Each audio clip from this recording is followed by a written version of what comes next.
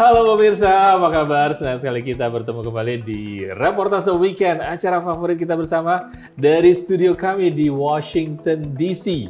Bersama saya Ian Umar dan Aryatna Budianto. Apa kabar pemirsa? Semoga Anda dalam kondisi yang sehat dan semuanya baik-baik, lancar ya, berbagai macam tugas yang telah berlalu kemarin selama sepekan. Dan kini saatnya untuk recharge kembali dan siap menyambut untuk minggu depan ya, dengan berbagai liputan yang menarik dari Amerika Serikat. Dan kalau di Amerika akhir pekan ini ditandai dengan Memorial Weekend. Betul. Memorial Weekend ini mungkin seperti Hari Pahlawan di Indonesia ya.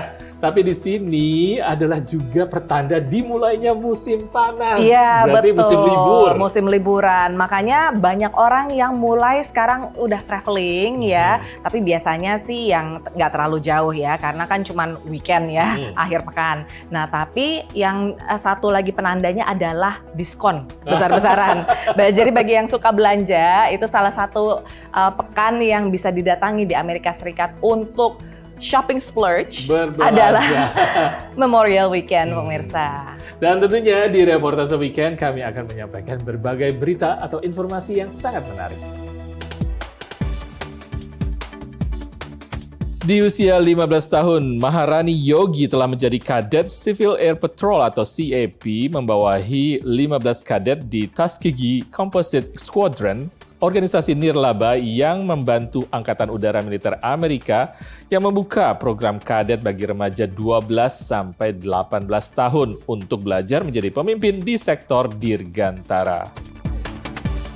Foto-foto topeng dan figur mitologi Bali di sebuah buku memikat Nicky Van, pelukis gaya surrealisme di Kansas City yang langsung menuangkan imajinasinya ke kanvas walau belum pernah berkunjung atau tahu menahu tentang Indonesia. Putra ketiga aktris dan penyanyi Dewi Yull yang tuli, Surya Sahayatapi, berhasil lulus S2 dengan beasiswa penuh di kampus teknologi terbesar Amerika. Surya menerima penghargaan sebagai Outstanding Graduate. Amerika Serikat salah satu negara yang mempunyai akses pendidikan yang ramah atau khusus untuk tuli dan orang yang sulit mendengar.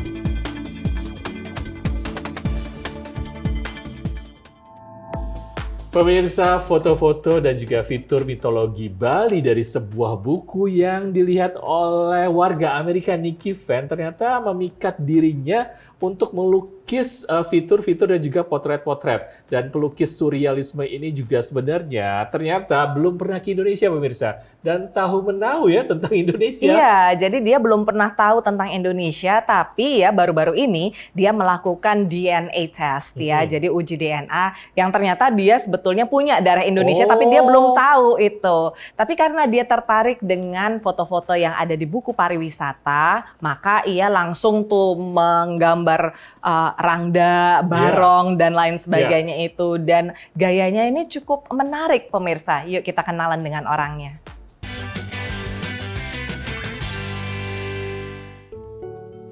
I really like painting surreal animals and plants and just kind of, making up my own world and having them intertwine with nature and space. Hi, my name is Nicky Van. I'm a painter from Kansas City and I do oil paintings. Dari apartemen merangkap studio ini, Nicky Van menorehkan warna-warni pada topeng Bali dengan gaya surrealisme, sebuah proses kreatif yang berakar dari imajinasi, lepas dari kendali kesadaran. I'll take in the experiences around me and I'll come home and kind of meditate on it, and a lot of the images just come to me. Sometimes I feel like, the painting, it wants to exist. It just kind of, I can see it in the canvas before. Perlu 1 minggu hingga 6 bulan untuk menyelesaikan sebuah lukisan. Cat minyak medium favoritnya. Dan gradasi warna ungu memberi aura positif dan menenangkan. Bagi pelukis kelahiran 1992 ini, melukis merupakan terapi, menyembuhkan trauma, dan aktualisasi diri. Bepergian merupakan sumber inspirasinya. Just seeing something new and seeing something big that I've never seen before, I feel like it really opens up my mind, even if it doesn't have anything to do with what I'm painting. I'll come home kind of refreshed. I feel like it just loosens me up enough to come up with that new idea that I need. Ini pun mengantarnya membeli buku tentang seni dan arsitektur Indonesia. Entah mengapa, Niki langsung tergugah melukis topeng Bali, walau belum pernah berkunjung atau tahu tentang Indonesia. My grandpa was from China, so I'm a quarter Chinese. That last year I found out through my 23andMe DNA test that I'm a very small percentage Indonesian, which I thought was really cool, just to see that kind of, I don't know, ancestral memory coming out.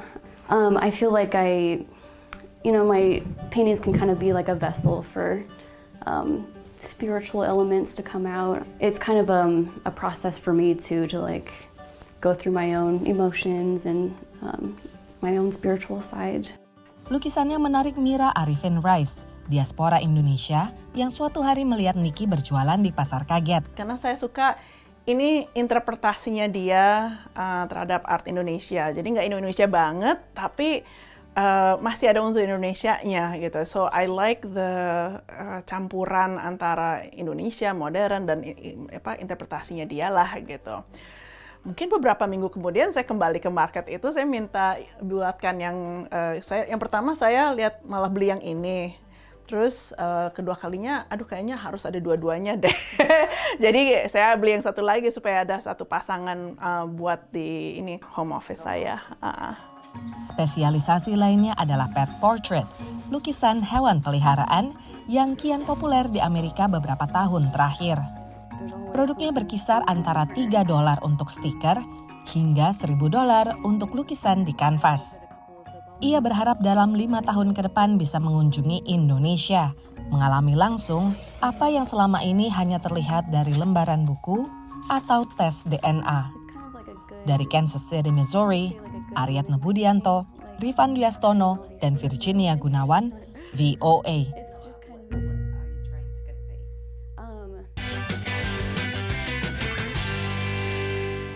Melukis yang tadinya merupakan sebuah terapi bagi Niki dan juga wadah untuk aktualisasi diri, ternyata sekarang bisa menjadi jembatannya untuk lebih mengenali budaya akar asalnya dia. Walaupun cuman sedikit Indonesianya, tapi dia jadi lebih paham sekarang tentang apa itu Indonesia. Itu dia belum pernah ke Indonesia. Betul. Dan tahu tentang Indonesia. Ya. Tapi kayaknya jiwa batin seninya lebih dekat ya. Betul, terikat. Dan mudah-mudahan Niki bisa sempat berkunjung ke Indonesia someday atau di waktu yang akan datang. Oke pemirsa, masih banyak liputan lainnya, jadi jangan kemana-mana, hanya di Reportase Weekend.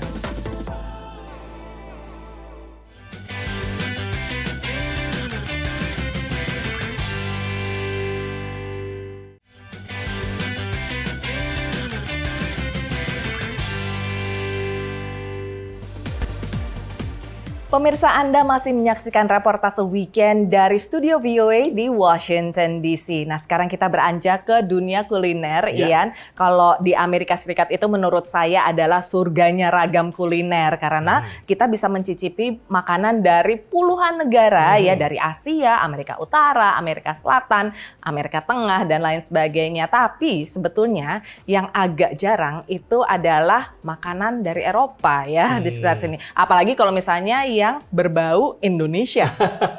Eropa campur Indonesia. Dengan nuansa Indonesia ini sebenarnya kita akan berkenalan dengan Sujono Setiawati dan juga pasangan ini adalah Raymond Stiger. Mereka berdua adalah pemilik sebuah Euro Diner, sebuah diner restoran dari Eropa dengan menu-menu khusus dari Austria. Dan mereka ini sudah menjalani restorannya sekitar 24 tahun. Sudah lama sekali. Tidak jauh dari Washington DC di kota Herndon di Virginia.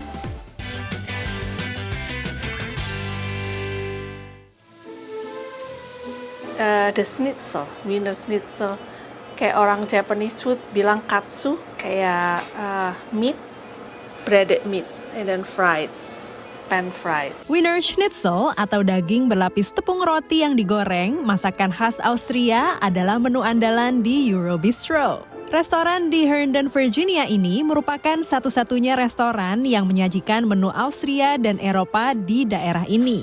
Pemiliknya Sujono Setiawati atau Noni, diaspora Indonesia yang menikah dengan Raymond Stiger, seorang chef profesional asal Austria. Raymond suamiku pintar masak loh. Dia kalau misalnya kasih tahu ini ingredientnya aja, bumbunya, udah dia masak sendiri. Keduanya merintis Euro Bistro sejak tahun 1999 setelah sebelumnya Raymond yang pindah ke Amerika 50 tahun lalu sempat bekerja di beberapa restoran. It's nice to cook and then you serve it to the people and you see how they enjoy it. That is good. I mean, you're creating something what the people enjoy and have a good time, yeah. Like sometimes they come in and like they say, oh, I don't eat like this, how many years? Finally I find the restaurant. And they come back, so you get new customers. Keahlian Chef Raymond mengolah makanan membuat Euro Bistro memiliki pelanggan yang setia mampir ke restoran ini hingga mampu bertahan hampir seperempat abad bahkan selama pandemi. I think that's it. Service and food. That's all it matters. Jadi teman, tamu kayak langganan, jadi mereka lebih support gitu. Sehingga memberikan pelayanan yang baik ke pelanggan menjadi salah satu tugas utama Noni di Euro Bistro. Dana Rogers, pelanggan setia yang datang setiap minggu sejak restoran mulai berdiri, mengakui hal ini. The people that run it, like her, I mean, and it's a very pleasant family type. And of course, if you like German or Austrian food, there aren't too many of those kind of restaurants around. Walau tak mudah, namun pasangan ini berhasil menjalankan bisnis restoran dan menyajikan beragam makanan favorit pelanggan mereka. If your tummy is full, make people happy, right? Smile in their face, that's good. For us, that's good enough. Just be very ambitious and expect to work very hard. At the same time, you have to learn how to run the business. It's not only you have to be a good chef and figure out how to cook, you have to figure out to be a business person as well. Dari Herndon, Virginia, Dania Iman, Nia Iman Santoso, VOA.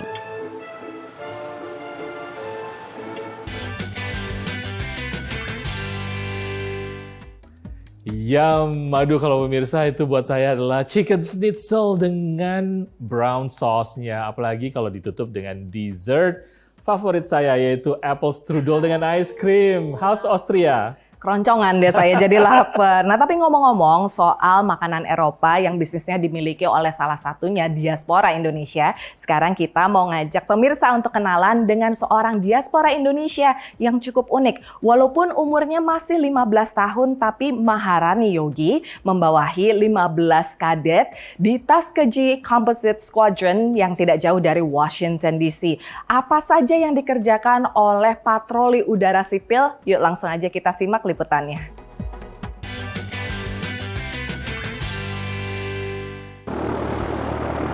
Teliti mengecek mesin pesawat adalah kewajiban kadet Maharani Yogi sebelum lepas landas.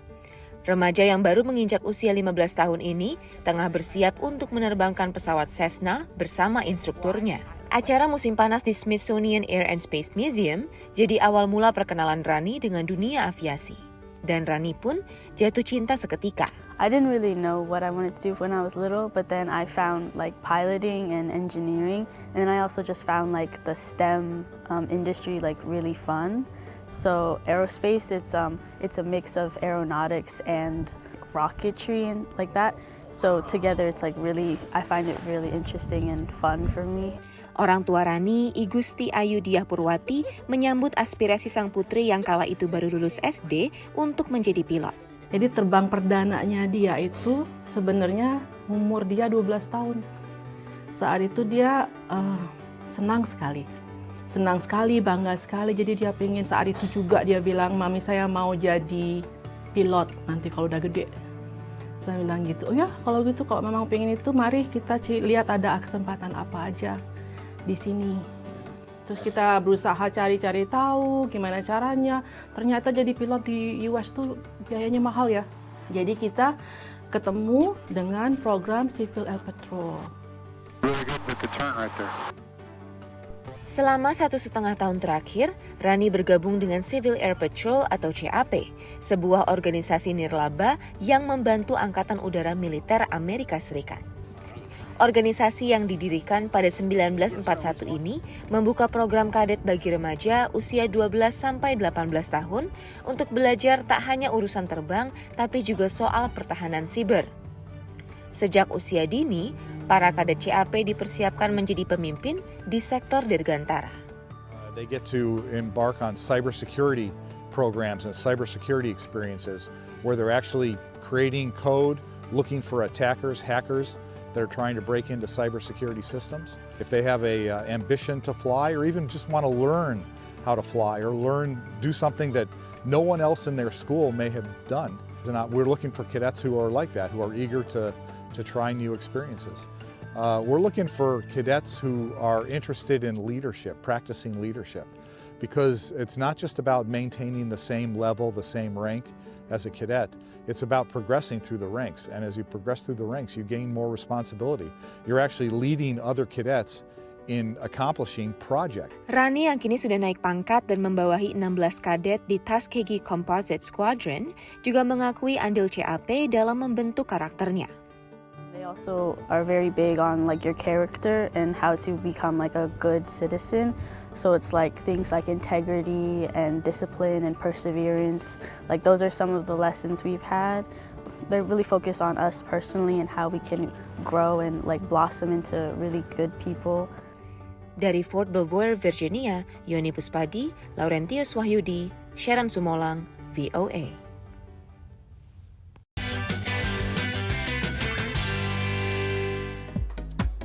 Impresif sekali untuk Maharani Yogi. Usianya masih 15 tahun dan belajar mengemudikan pesawat sejak usia 12 tahun. Waduh, masa depannya masih terbuka dan mudah-mudahan semakin cemerlang ya. Betul, dan juga membuat saya senang bahwa sekarang semakin banyak pilot perempuan, baik di posisi sipil maupun militer, di Amerika Serikat juga di seluruh dunia. Jadi semoga ini membuka kesempatan dan juga inspirasi bagi Anda di tanah air untuk bisa mengikuti atau mencoba jejaknya. Dan sekarang pemirsa, kita istirahat dulu, tapi reportase weekend akan segera kembali setelah yang satu ini.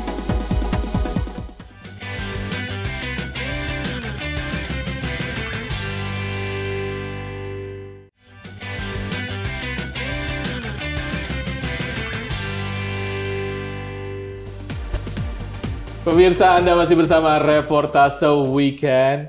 Berangkat dari keterbatasannya sebagai seorang pemuda tuli Indonesia, tapi justru pemuda ini tidak membatasi dirinya untuk mencapai cita-cita setinggi langit. Apalagi dalam bidang pendidikan tingkat tinggi, dia sudah rela untuk pergi ke luar negeri untuk mencapai cita-citanya. Betul, kudos untuk Surya Sahetapi, putra ketiga dari aktris dan penyanyi Indonesia Dewi Yull yang baru saja diwisuda dari Worcester Institute of Technology di negara bagian New York. Tidak hanya mengantongi gelar master, tapi Surya juga mendapat predikat Outstanding Graduate. Amerika Serikat ini memang salah satu negara yang sangat ramah dengan warga difabel dan menyediakan kesempatan yang luas bagi warga tuli dan dengan masalah pendengaran.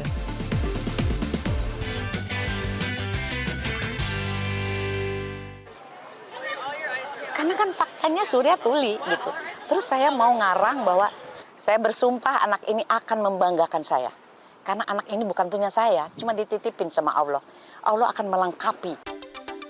Putra ketiga penyanyi dan aktris Dewi Yull, Surya Sahetapi, jadi satu-satunya tuli Indonesia yang lulus S2 di Rochester Institute of Technology, New York, jurusan pendidikan untuk tuli dan kesulitan pendengaran.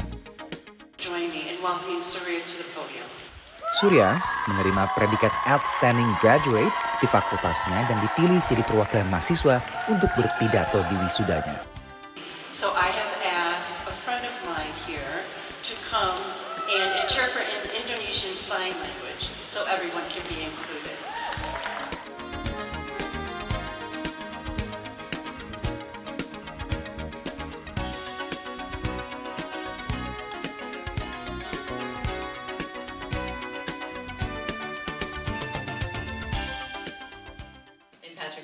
Congratulations, Surya.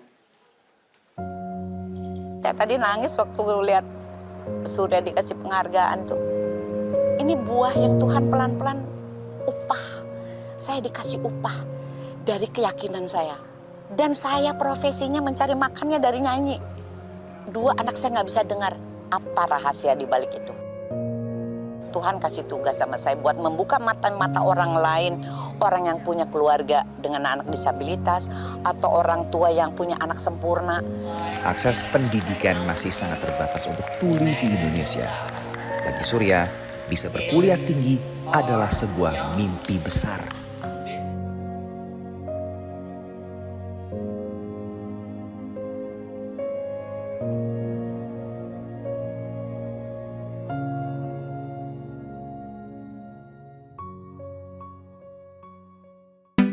Dewi Yul dan Surya berujar bahwa sekolah untuk tuli di Indonesia masih fokus melatih tuli untuk berbahasa verbal dan menulis. Berbeda dengan sekolah-sekolah untuk tuli di Amerika Serikat yang menekankan penggunaan bahasa isyarat sebagai medium komunikasi pengajarannya. Mayoritas warga tuli Amerika Serikat bisa menikmati pendidikan tinggi. Data National Deaf Center 2019 menyebut 7 dari 10 tuli di AS berkuliah. Rochester Institute of Technology sendiri merupakan kampus teknologi terbesar untuk tuli di AS dengan sedikitnya 1.100 mahasiswa tuli dan kesulitan mendengar pada tahun 2022 menurut Healthy Hearing. Namun perkembangan tuli Indonesia masih terhambat oleh stigma yang melekat. Orang setiap ketemu orang kasihannya si Dewi punya anaknya 2 tuli, itu dosa apa ya si Dewi sampai punya anak 2 kan gitu. Masih sebagian besar masyarakat Indonesia underestimate kepada orang yang tuli, dibilang aduh kasihan, orang yang cacat, bahasanya kan begitu. Apa yang dikasihani? Jangan-jangan mereka yang kasihan sama kita gitu. Udah dengar, udah dikasih perangkat sempurna, cara berpikirnya nggak benar.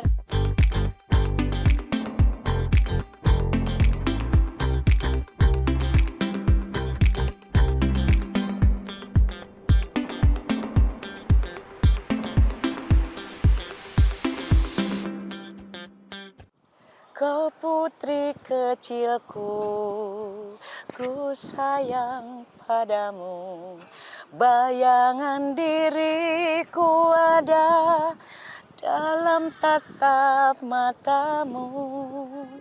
Dari Rochester, New York, Randy Wicaksana, VOA.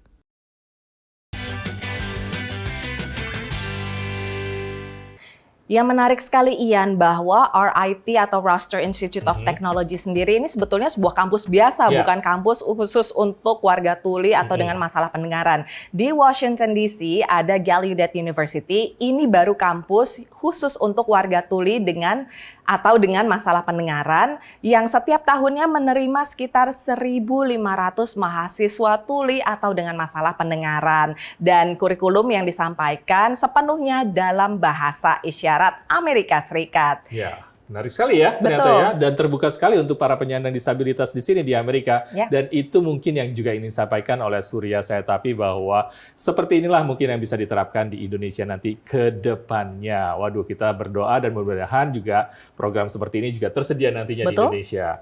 Pemirsa, senang sekali kita telah menemani Anda selama 30 menit dengan informasi yang sangat menarik bagi kita semua. Sayangnya kita harus pamit dulu. Saya Ian Umar dan Aryatna Budianto dari studio VOA di Washington DC undur diri, tapi kami mengundang Anda untuk berpartisipasi dan follow akun-akun media sosial kami dengan handle VOA Indonesia. Terima kasih atas perhatian Anda dan sampai ketemu lagi minggu depan.